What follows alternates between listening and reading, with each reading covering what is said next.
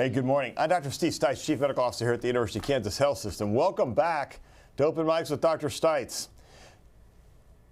We know that all healthcare is based on both science and research, but unless you've worked in a lab, you've probably never had a chance to directly affect the future of medicine until now. That's our main focus this morning. We'll get back to that in a moment, as well as check in with Doc Hawk on COVID numbers after last week's kind of big old jump. But first, let's do our morning rounds. Dr. Julia White is here to discuss new breast cancer research that could change how certain patients get treated. Dr. White is a radiation oncologist here at the University of Kansas Center who also serves on several national committees focused on breast cancer treatment and research.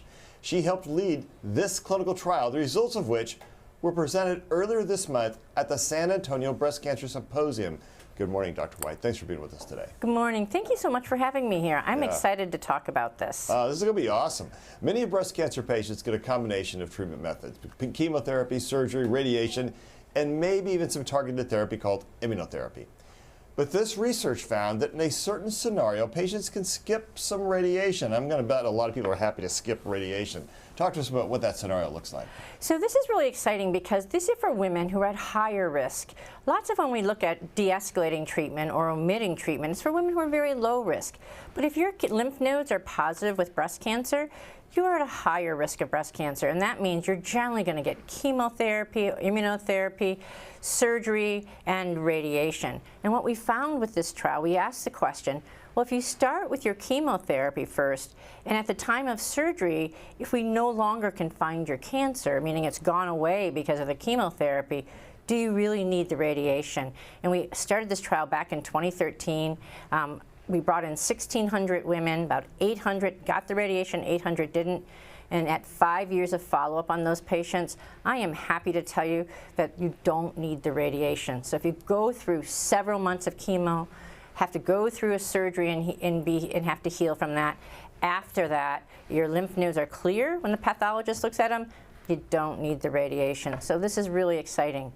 And that's a big deal. So what does that change for patients and providers? I mean, they get to sit and have a kind of a different conversation then. They do. And what's so nice about it is you can imagine if you've been at treatment for several months, almost 9 months, to not have to go through the radiation, which is Monday through Friday, 5 days a week for 3 to 6 weeks. Not only that, many women want reconstruction. And the radiation and the reconstruction sometimes don't work well together, and the radiation can cause more complications, even though it's life-saving in some women. But what we learn is it doesn't make a difference, that you can go through the chemotherapy, and if your cancer goes away in your lymph nodes at the time of surgery, you're going to do great. And I think that's the best message, is when we looked at these women at 5 years, more than 90% were alive and well and free of cancer. So it's all great news. Well, that is, I mean, that's an impressive survival at 5 years to be 90% cancer-free. 92% actually, okay, well, let's give her a darn percent. And so, so really it's all about that lymph node. If it's clear, you're clear. Is that the answer? It's the answer. The answer is if your medication responds, if your cancer responds to the chemotherapy or immunotherapy that you're delivering that's starting off because your lymph nodes is positive. And I think I want to put in that this is for triple-negative breast cancer and HER2-positive breast cancers, the two types that require a lot of medications to be treated. So that going through all that medication, if your cancer goes away in your lymph node, there is an advantage that you won't need the radiation. You can go ahead and get your surgery, recuperate, and be on your way. All right, and were there any limitations on these findings? Or the only limitations is it's 5 years, and we'll make sure we follow these women out to 10 years. And from that, we'll make sure that everything stays steady and the news stays good. So just to say, how many patients who, after they get the chemotherapy, go to surgery, how many of them would you say are going to be in a position that they're going to have had their lymph nodes cleared? Half of them. That's really good 50% of them will no longer need radiation. Well, you know, and this is a really big trial, and sometimes these trials have really cool, snappy names. This one is called NRG Oncology /NSABP B51/RTOG1304. That's pretty cool there. When you talk to your colleagues, is there a way you say that a little shorter now? We say B51-1304, but it's still not very snappy. If you just say B51, it sounds, oh, that's kind of cool. Break out into songs, yep. Well, thank you very much. Thank you. We're delighted here. This is great news. Thank you for having me and for sharing this news. Awesome. Thanks for being here. All right, the kind of results that Dr. White just described required years of research. Those are the end results of the scientific process. Now let's talk about the very beginning of the scientific process and how you can participate. With us this morning are Tammy Peterman, President of the Kansas City Division of the University of Kansas Health System, and Dr. Matthias Salate, Vice Chancellor of Research at the University of Kansas Medical Center. Welcome to you both. Thanks. It's great to have you. And happy holidays to everybody, too, I should say. Too often, healthcare is one size fits all. And we've known that doing research trials for years, right? It's like we're swinging a sledgehammer here. Treatments mean that the average patient may get better or may not. But an individual patient, well, how are you going to behave? Because it all kind of got averaged out. It's important to conduct research with as many different people as possible. That's why a nationwide research program called All of Us is working to enroll 1 million people. Now, you just heard about that trial that had 1,600 patients in it. 1 million people to improve healthcare through research. It is important that folks here in the Midwest are represented in this study, which could greatly increase the development of precision medicine treatments tailored for an individual patient. Tammy, tell us a little bit more about the All of Us research program. Where are we participating in? Sure. No, I think it's really important. You know, we've been talking about this for a while now. What I know is that people are going to be very interested once they hear just a little bit more about this program. It's sponsored by the National Institutes of Health, the NIH. This is, as you said, will develop one of the largest healthcare databases in the world. That's really pretty remarkable. And one of the things we talked about is that this will actually help pave the path to precision medicine. That's really important because what we know is this will help inform hundreds and probably thousands of studies in the future so that we can target very specific treatment modalities based upon individuals and the differences. I think it's really important. I also think it's important that here in the Midwest we're represented, and we're very proud to be participating in this and certainly leading this. The University of Kansas Health System, University of Kansas Medical Center coming together to lead the Midwest Consortium, which is comprised of the University of Missouri, University of Iowa, and University of Nebraska. It's really a big deal for the Midwest and certainly a big deal for our organization, University of Kansas Medical Center and University of Kansas Health System. So Jayhawks over Huskers, Hawkeyes and Tigers. Okay, I like it. Well, you know, Steve. Can't quite say it like I'll be in trouble after this. So Dr. Salate, this is an NIH-funded program giving the medical center and its partners more than $6 million to help collect this data. What is the purpose of collecting all that data? So the purpose is really to follow these people. I don't say patients because, you know, some don't have any health issues. So to really follow these people over time. The idea is if you take a sample, a blood sample, a urine sample today, can you predict what the people are at risk over time? And that's the whole idea of that study. So you take a blood sample, you look at the biomarkers that you find in them, you then follow these subjects over time as long as you can, and that is done by electronic medical records. So that's the modern time and the era that we can actually do that. And then see whether you could have predicted what the risks of disease are and intervene early, or intervene specifically, like we said, not just with a broad stroke of medications, but specifically for that pattern of biomarkers that you find initially in these subjects' blood or urine or what you wanted to look at. So Tammy, why might patients want to participate?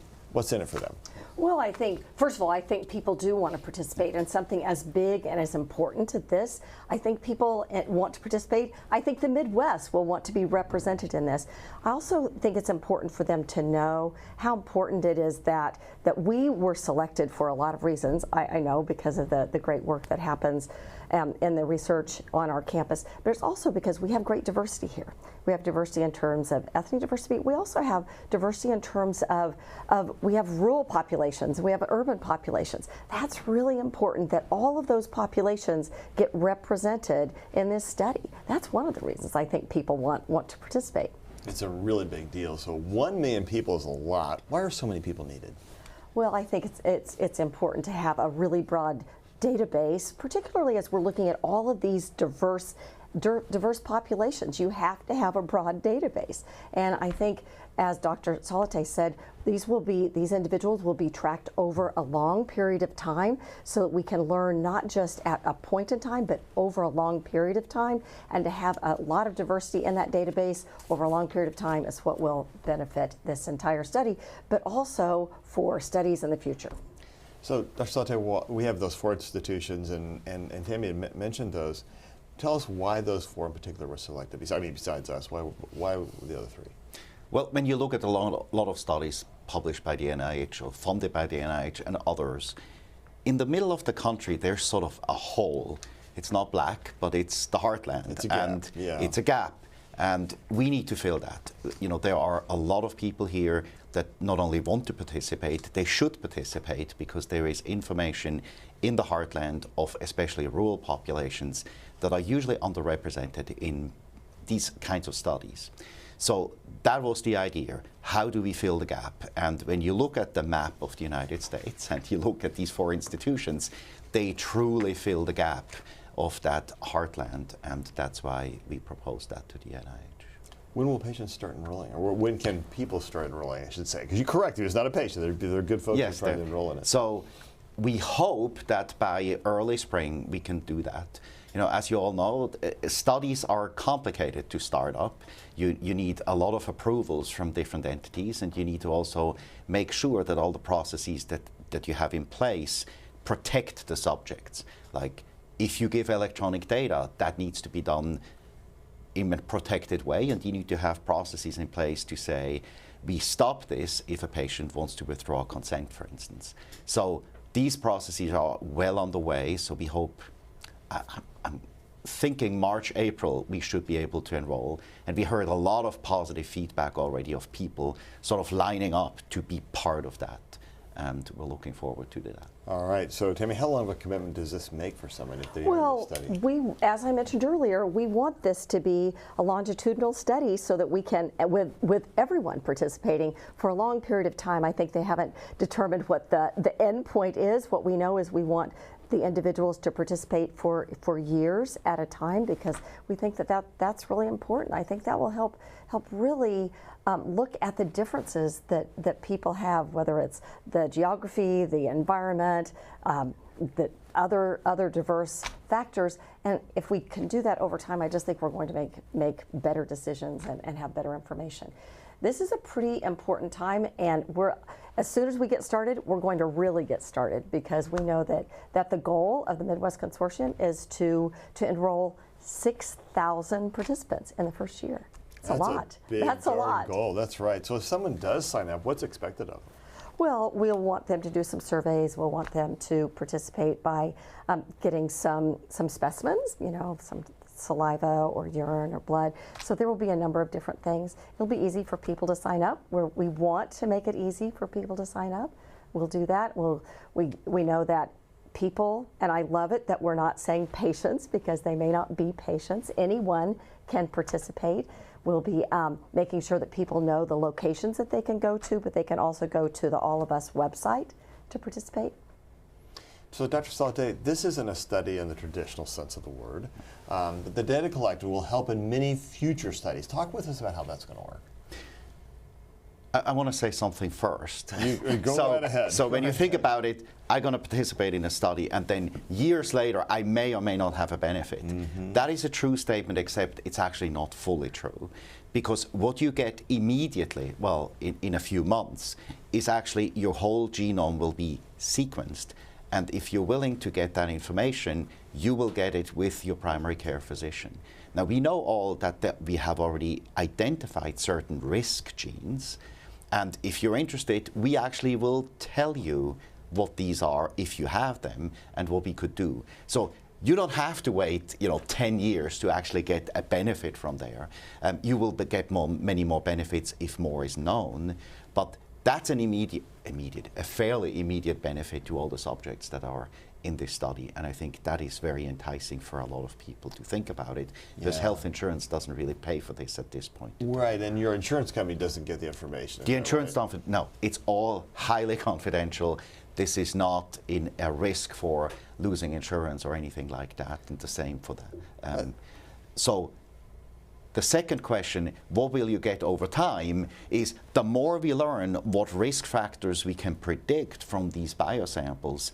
You had your biosample taken, and so over time, all of this information that will be accumulating over the years will be back applicable to you, and you will be informed about that. Yeah, I think that's a pretty remarkable deal, Yeah. and it really is. I mean, you and I practice in this space, cystic fibrosis, in which medications have been developed for specific genetic types. Yeah. Can we call that precision medicine? Absolutely. I mean, that was one of the leaders of precision medicine. What we just heard about cancer, there is very clear precision medicine applied today, but in many areas of medicine, it is not yet. Yeah, it's kind of like that blunt instrument. We know in CF it's completely changed the lives. We're telling people they're going to have to worry about retirement instead of having to worry about funerals at age 20 or 25, and that's a pretty striking difference, I think. So Tammy, how is it important, we talked about the diversity of our population. Talk to us a little bit, who's going to be eligible? Anyone is eligible. Anyone can cool. participate. I think that's really important, and we talked about this a little earlier as well, making sure that people know they don't have to be a patient. They can participate. They can go to the All of Us website. We will have some locations within our health system. We'll be sharing those as probably in an upcoming segment, just to make sure that people know it very specifically as we progress over the beginning of the next calendar year. But I think it's important to know that anyone can participate, and that's really good. I've talked to people who just can't wait to sign up, and I think that's great. There's a lot of energy around this. As people hear more about it, a lot of people are going to want to participate. I think word of mouth will also get out. Yeah, I think that and then the thing you contribute to this study is yourself. Absolutely. That's great. Dr. Salate, precision medicine, though, it's not a new concept. We're already seeing it in advances in some of the different treatments, such as CAR T therapy, tailored for a specific patient and their specific cancer. You and I talked about cystic fibrosis. Talk about the potential for this precision medicine now in treating other diseases.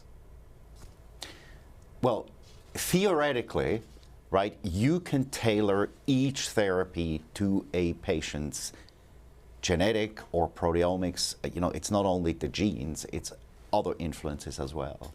But the hope is that we're not having these blunt instruments. Like, you have hypertension, we give you a medication, and it may or may not work. We actually don't know that.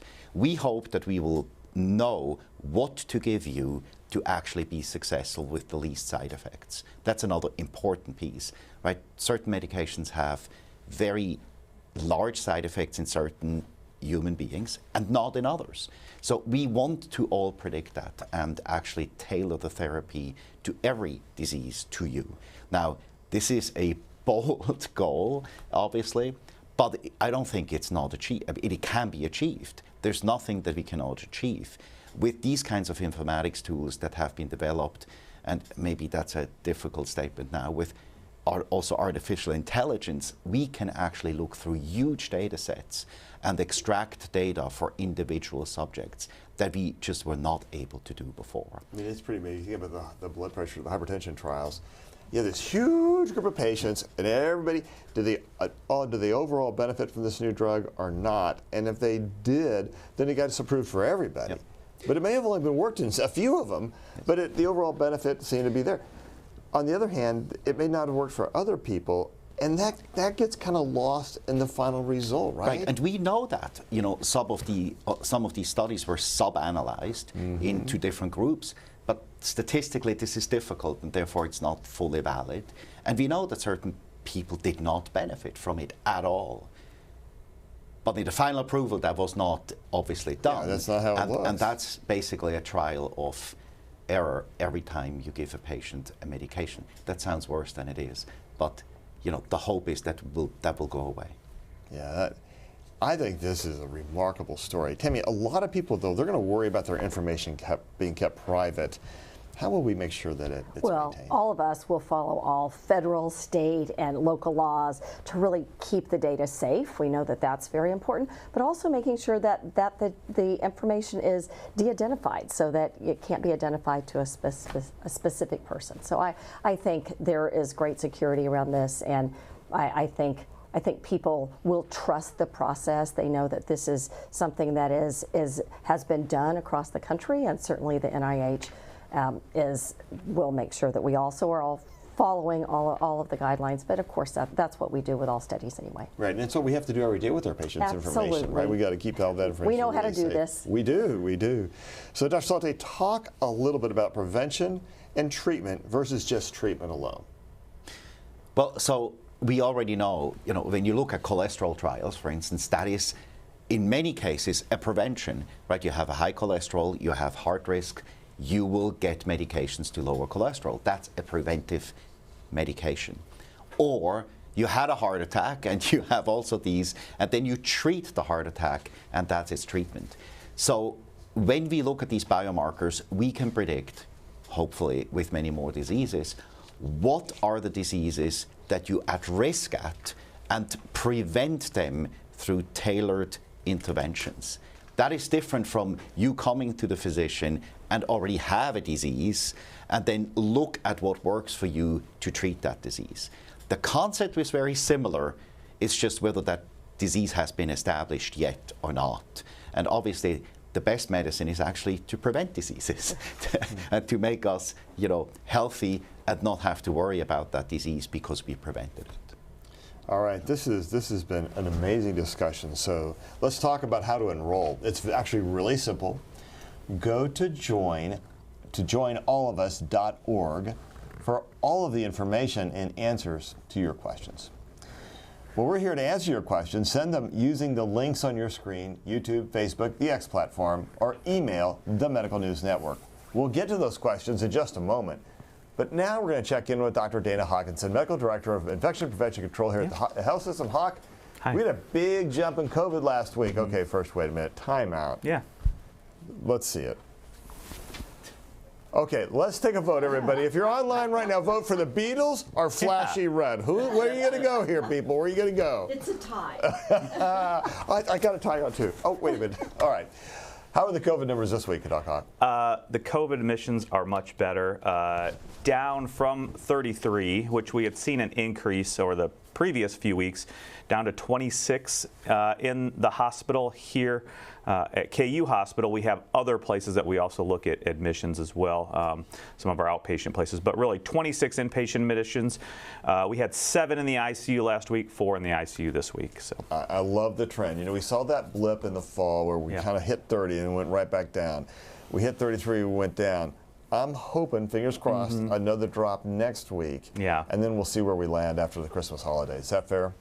I think it is fair. I think we are optimistic. We are always ready and concerned for these spikes, especially during this respiratory viral season. I would say, though, that unfortunately the COVID testing over the past 3 weeks has been increased. And so we have to believe, and we know that with increased testing, and so far what we see, we've also seen increased percent positive of that testing.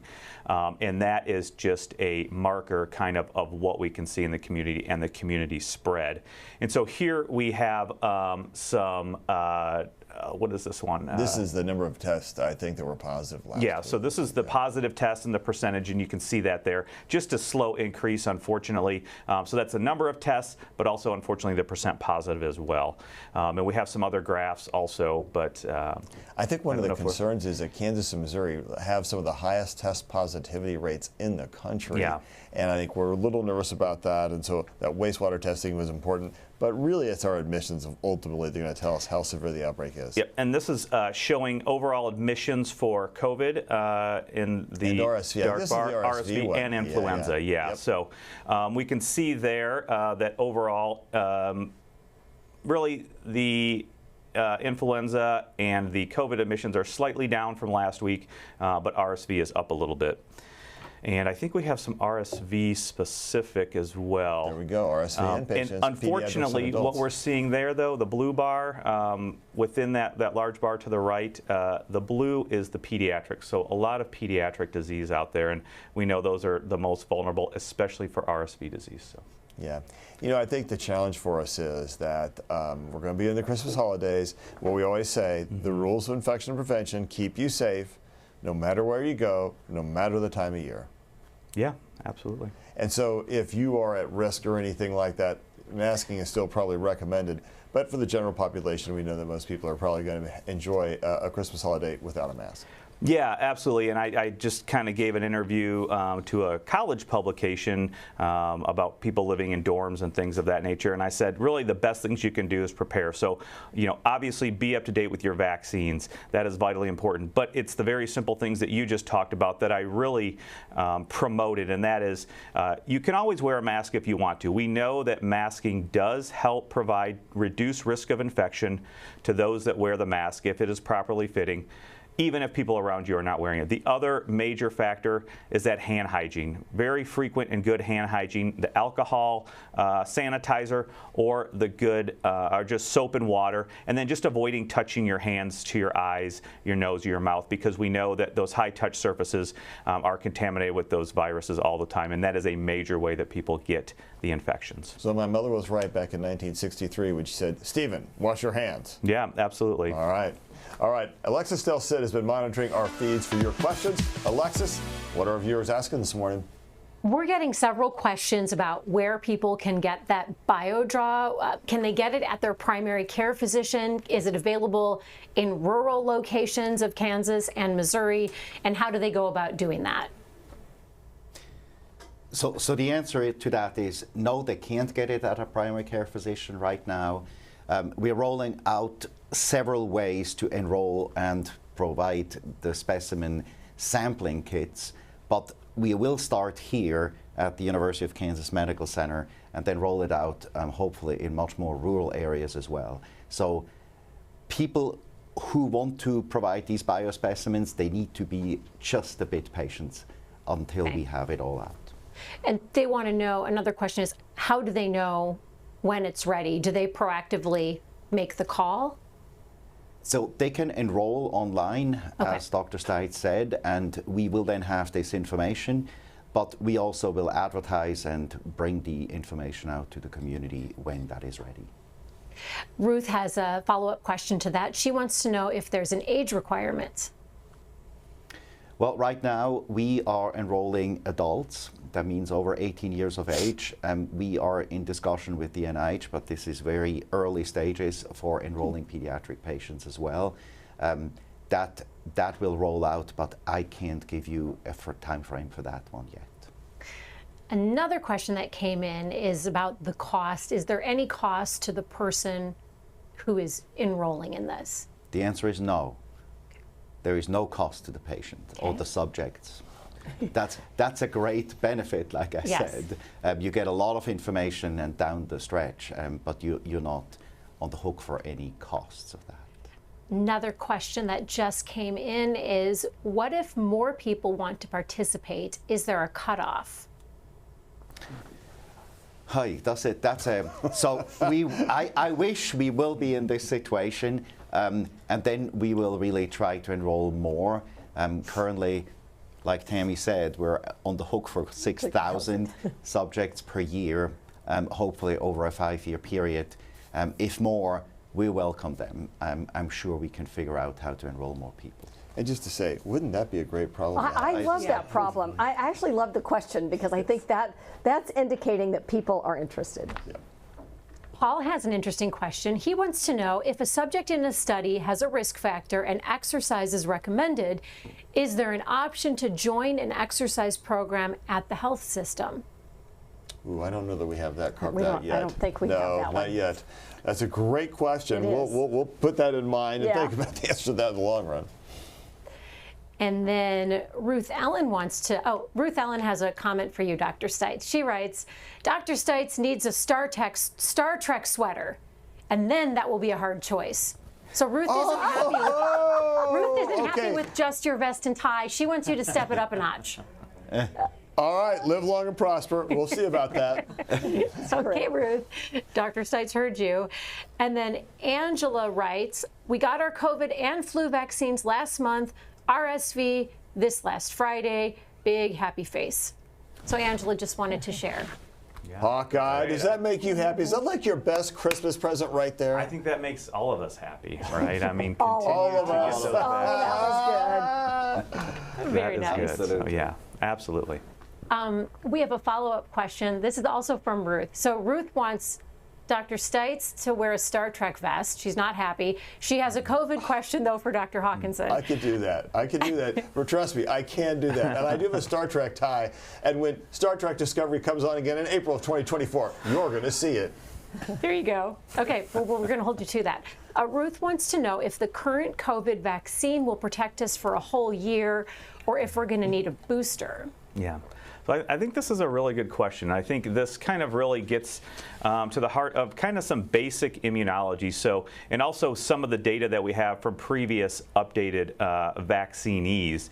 So what we do know is that there is a little bit of protection from infection shortly after getting the updated booster, the updated vaccine, when we're looking at some of the older data. That protection is very small, you know, maybe 2, 3, 4 weeks at the most, about reducing your risk of an infection. As far as continuing to reduce your risk of hospitalization, there is very good data supporting the significant reduction in risk of hospitalization and severe disease about 3 to 4 months after that vaccine is given, and then it does decrease a little bit from there. In addition, we do see decreases with older age as well. So, and that is why I think the recommendation is to give this new updated vaccine during this respiratory viral season to get you through the largest part, the greatest proportion, when that virus is circulating the most, to reduce your risk of hospitalization and severe disease. But, you know, does it last the full year? That's more of a question of basic immunology. So we know that you develop antibodies from your B cell responses, but more importantly, you develop these T cell responses, and those B cells and T cells will continue to live long-term and provide protection as well. But we do see a little bit of that reduced protection as we get further than 4 or 5 months out from that vaccine dose. But you will continue to have an immune response. You will continue to have protection. So I hope that answered your question, but there were nuances to that. It's based on previous data, but also just understanding the immune system itself. Susan has a question. Susan wants to know, what happens if I have to drop out before my commitment is over? That is expected, that some people will. We hope it doesn't happen. Well, it could happen. It could happen, but there is no penalty associated with that. I mean, obviously, in any research study, you can withdraw your consent. Now, the only complicated matter here is, how do you drop out? Are you dropping out by saying, I don't want my medical record data anymore submitted to the database, or do you also want your biospecimens withdrawn? And these are two different questions. Both are possible. If you don't withdraw your biospecimens, then you still will benefit from the information coming later.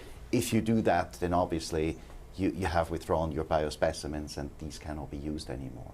So nothing bad will happen to you. Hopefully you will continue to be in that study, and we will give you information as it comes along if you don't withdraw your biospecimens. Cameron wants you to look into your crystal ball.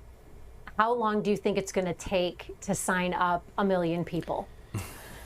Well, actually, I have a crystal ball from a patient of mine. It still doesn't work. However, I don't have a Star Trek sweater, but I can get one. But so the issue is, we have been starting this in March, April of this year, but the NIH has done it for a while. So currently there are about 500,000, more or less, patients within the study that have given biospecimens and being followed, and 720,000 have signed up for it.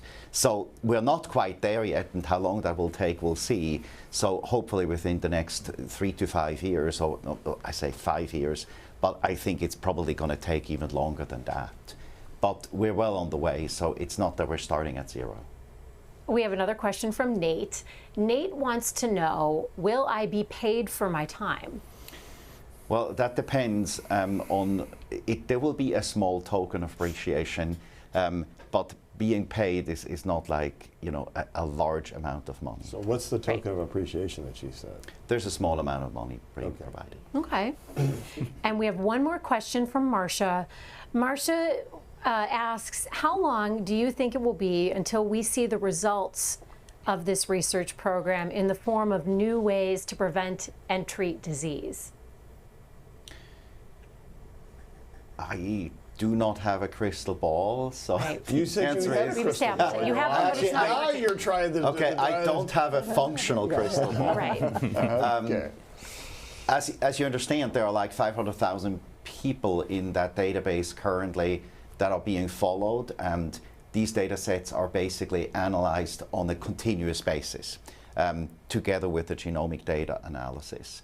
Okay. So it could be in a few years we know much more, but you know the full benefit, if you look at other longitudinal studies, meaning where you follow patients over long periods of time, like Framingham, there are still data coming out from these studies that ended like 2-3 decades ago. So there will be a huge amount of information that can be used, I think, for decades in the future. And the first relevant data sets will come out in a few years from now. You know, I think it's going to be impressive because precision medicine is marching along already in other areas. And so what we're really trying to do is take a much bigger look at the entire genome across millions of people, or a million people. And you know, the current ability to actually look at large data sets that we couldn't really do in the past. You know, a full genome sequence, when was that? Francis Collins published the first human genome sequence in about 2001. Mm-hmm. It's 20 years later, and we do it on 1 million people, you know, in a very speedy way. We have come a very, very long way, and we have now the ability to really look at these complex data sets that we just couldn't do before for computational reasons. And will this study go international? I'm sorry? Is there any thought about this going international? Well, so the UK has a similar study going on right now, and I think these will be popping up over, you know, all civilized world, I'm sure. And then the real question comes, how do you extend that in areas where it's much more difficult to do? Yeah. But I'm sure that we will have answers to that as well. Well, this has been a really wonderful discussion, and I'm grateful for all of our guests for being here. I'd like to get some final thoughts before we go. Tammy Peterman. Well, I just want people to stay tuned. There's going to be more information coming out on this, but to just know that this is really big and important. And I think it's great that the Midwest is participating, and that right here at the University of Kansas Health System, the University of Kansas Medical Center, that we're taking a lead with the Midwest Consortium. It's a big deal. It is a big deal. Are you proud to be in it? I'm really proud of it. I think it's great, and I just think we have people who are dedicated to continuing to advance medicine, and certainly paving the path for precision medicine is the way of the future. And we know that we shouldn't, what is it that you'd like to say about being proud? We'll always be proud, because great things happen, but never satisfied. We can always do a little bit more. Yeah. Make sure all these people stay on that trail. Yeah. So Dr. Salate, final thoughts. We're living in an incredibly exciting time. You know, this is transformation in medicine, how we really didn't envision it a few years ago. And we see the benefits of that already. So whoever listens here, please participate, because this will be changing the way we treat and the way we prevent. It's incredibly exciting. And to have our population, and also the rural population, underrepresented in these studies is unbelievably exciting and important. So and all of Wyandotte County, because it's an incredibly diverse area. It is incredibly important, and we are filling the void of the middle of the country. Yeah, that's great. Doc Hawk. Yeah, I think echoing that, you know, again, please participate, and we need as many different demographics and populations as possible. That will serve everybody better, our community, our nation, our world. So I think that's a great message. In addition, with the holidays coming up and people have been getting together, will continue to be getting together, prepare yourself and your loved ones the best you can. Please get your updated vaccines. You still have time to do that, and practice those pillars of public health wherever you go. Frequent, adequate hand hygiene. Don't touch your hands to your eyes, your nose, your mouth. You can always wear a mask if you feel uncomfortable. Understand what situations you're in, and those things will help reduce your chance of being infected with not only SARS-CoV-2, but all of those respiratory viruses out there as well. You know, we've talked in this program many times about the impact of faith, hope, and science. And I think, you know, faith right now that will keep your information private, and that this will come to be a great result. Hope about the impact of what this can do. and then the science. And I'm just reminded of one of the patients who I follow with cystic fibrosis. We talk about that a lot, and Dr. Salte and I have been engaged in it. Amy supported me doing that for many years, thank you. You know, one of the hallmarks of that disease is severe coughing, a lot of mucus production. And I remember a patient with a specific genetic defect receiving a medication to treat that. And her husband wondered about her because he didn't hear her coughing the morning after she started taking the drug. And he went up to the stairs and wanted to check on her because he was afraid something had happened. She had fallen, something bad had happened. And he saw her at the top of the stairs. He said, "What happened? I didn't hear you coughing." She goes, "I don't have to cough. I don't have to cough." What did that mean to that individual in that one moment when precision medicine so completely changed her life? I don't have to cough. May it be true for all of us as we approach this wonderful holiday season. Thanks again to all of our guests and to our audience. We'll see you again soon. In his personal life, he goes by Terry, but you may know him as Car Santa. I'm Alexis Del Cid. On the next All Things Heart, how doctors saved his life and his legs with some cutting-edge medicine. Subscribe to our morning medical update and Open Mics with Dr. Stites podcasts. Now, everywhere podcasts are available.